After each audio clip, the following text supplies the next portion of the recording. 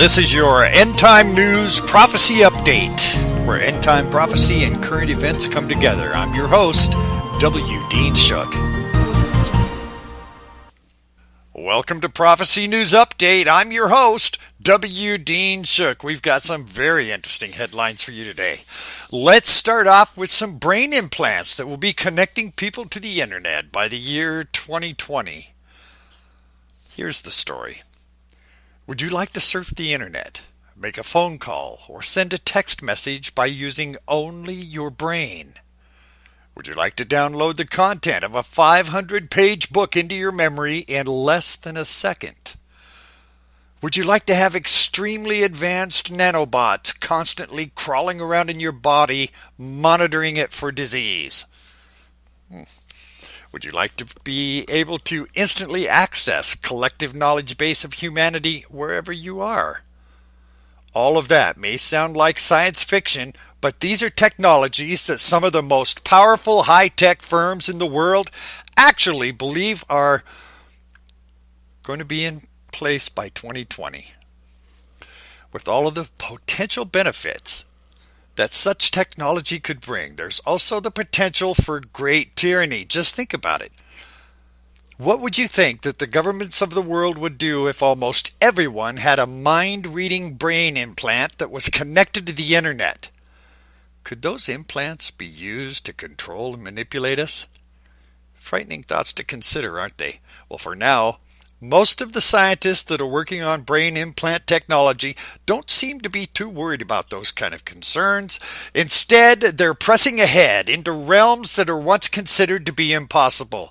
Right now, there are approximately 100,000 people around the world that have implants in their brains.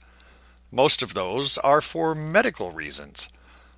But this is just the beginning. According to the Boston Globe, the U.S. government plans to spend more than $70 million over the next 5 years to jump to the next level of these brain implants. That's a bit of a scary thought, is it? And you can, of course, read the full story at the webpage. That's wdeanshook.com. Well, according to the WOG blog, they're now saying that pedophilia is now classified as sexual orientation.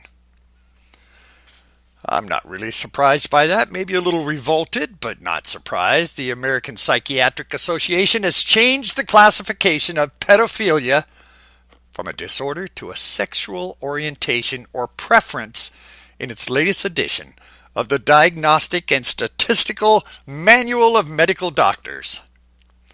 Neon Tommy is reporting that the APA is drawing a very distinct line between pedophilia and the pedophilic disorder. For instance, pedophilia is defined in the new edition as referring to sexual orientation or profession of sexual preference devoid of consummation, where pedophiliac disorder is defined as a compulsion and is used in reference to individuals who act on their sexuality, the report says. This is not a total surprise, as the classification of pedophilia in the DSM has been steadily growing over the years.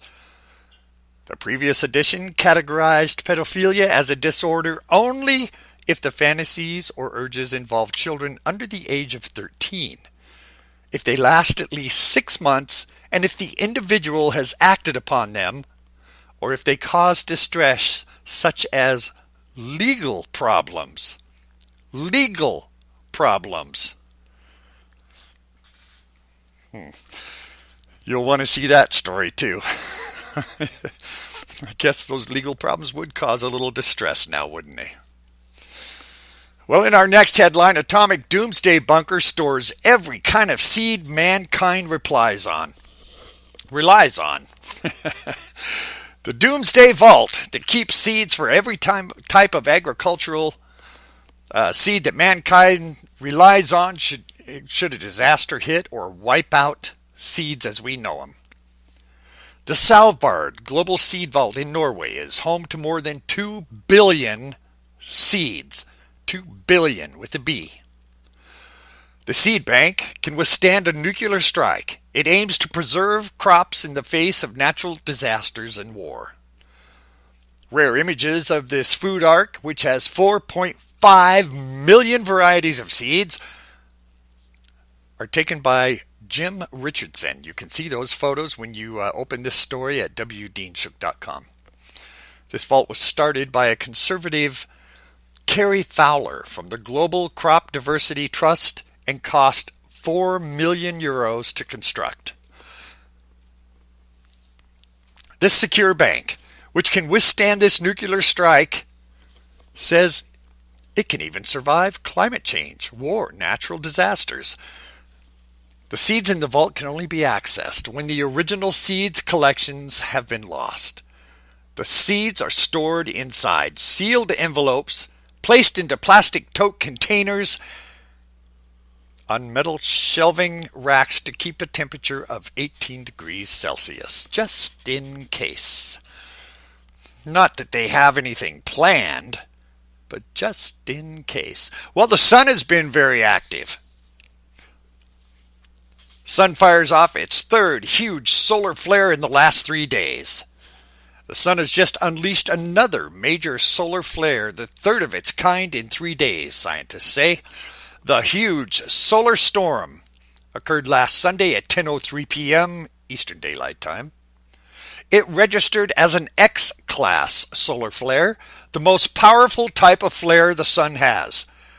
And it followed 2 back-to-back X-flares that erupted from the sun on October 25th.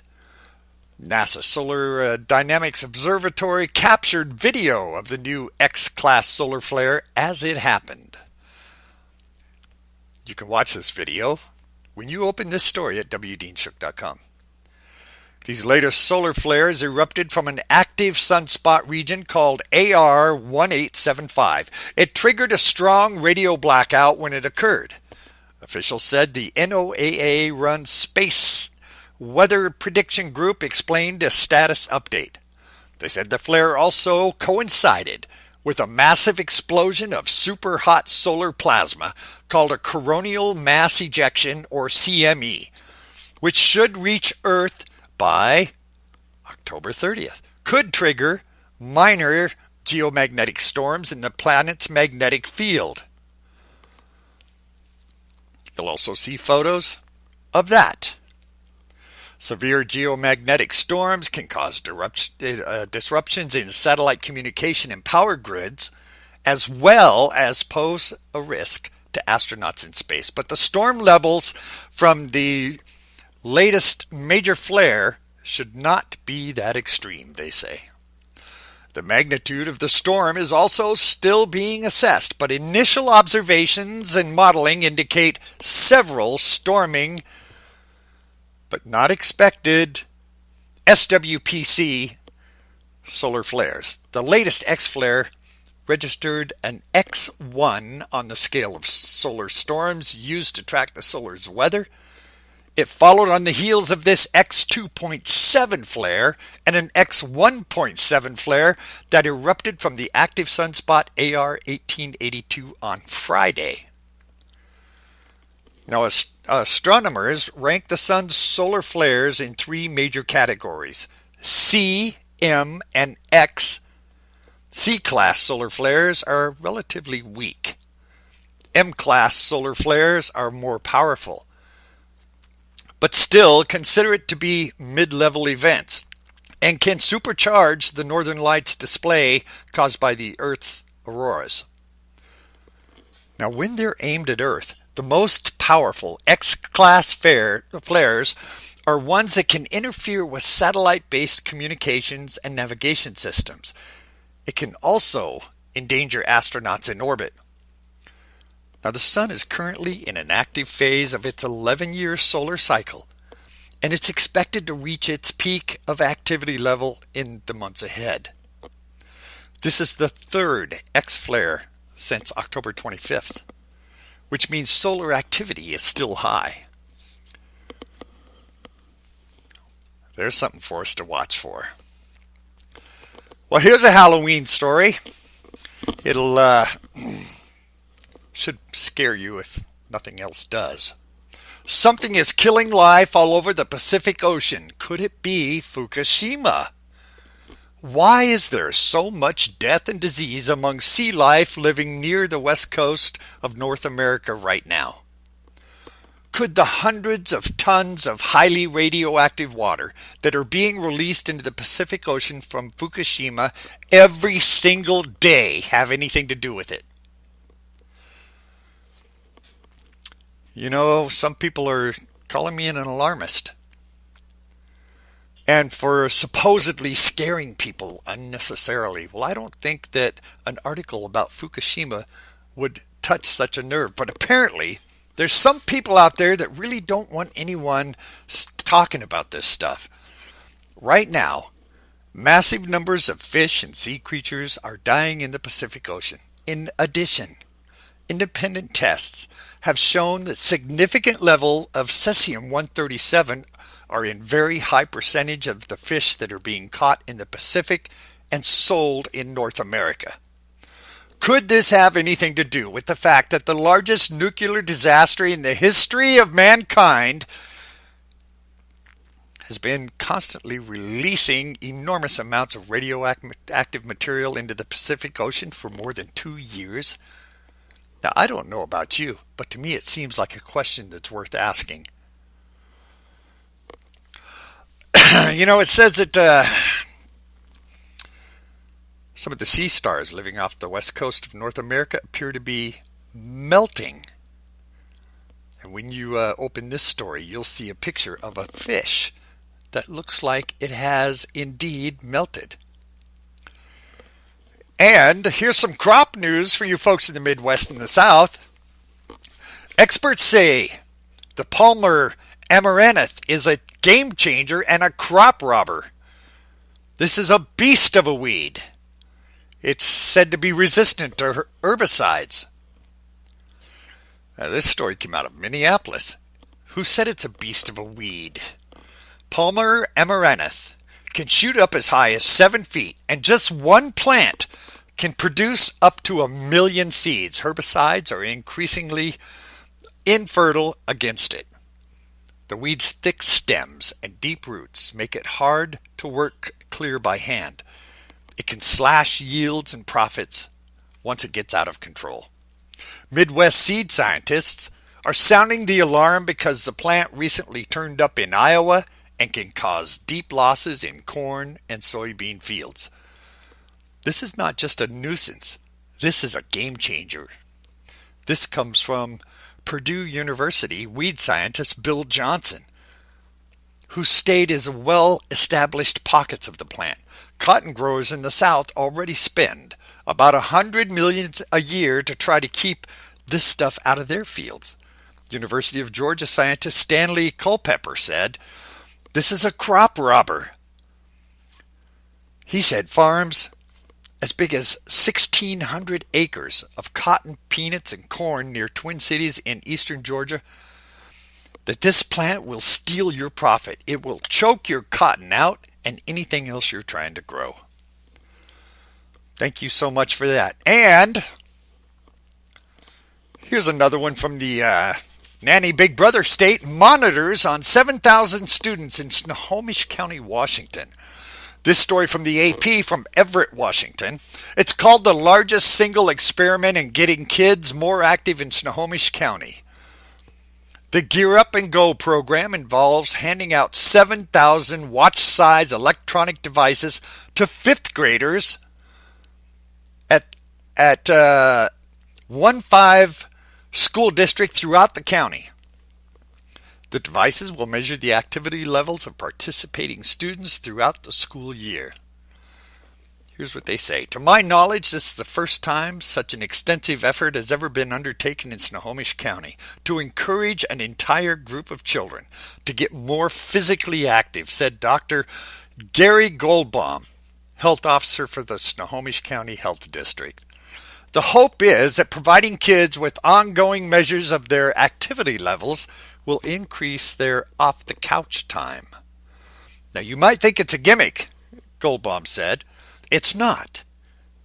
It's based on a long-standing evidence that feedback can make a difference in people's behavior.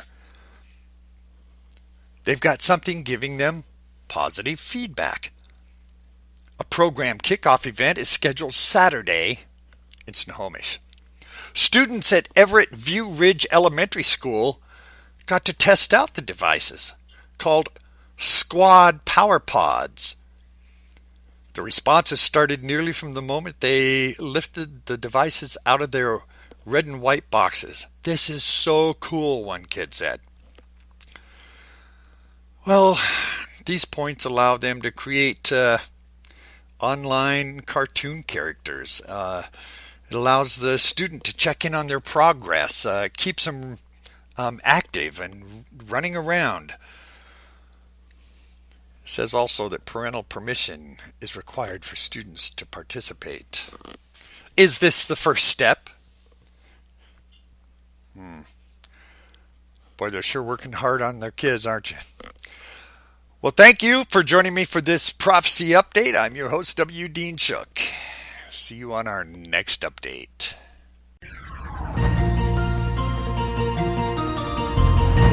You'll find these stories and more at our website. That's wdeanshook.com. That's wdeanshook.com.